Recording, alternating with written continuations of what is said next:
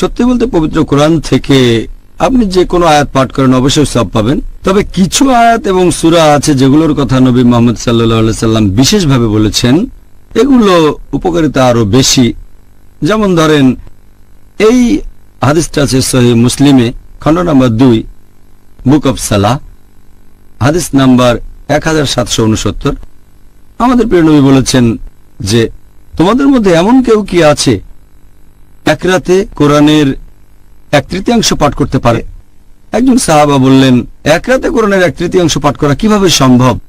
নবী তখন বললেন, পড়ো কুল হুয়াল্লাহু আহাদ, মানে সূরা ইখলাস, অধ্যায় নম্বর 112, কারণ এটা কোরআনের 1/3।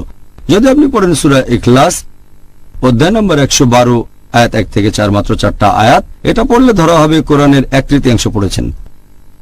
আরো একটা হাদিস আছে মাসনাদ আহমেদে, খণ্ড নম্বর 3, পৃষ্ঠা নাম্বার 437।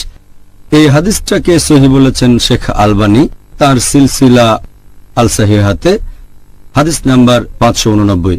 আমাদের প্রিয় নবী মুহাম্মদ সাল্লাল্লাহু আলাইহি ওয়াসাল্লাম বলেছেন, যদি কেউ পাঠ করে সূরা ইখলাস 10 বার, সে নিজের জন্য বেহেশতে একটা ঘর নির্মাণ করলো। যদি কেউ পাঠ করে সূরা ইখলাস কুল হুয়াল্লাহু আহাদ 10 বার, তাহলে সে বেহেশতে একটা ঘর পাবে।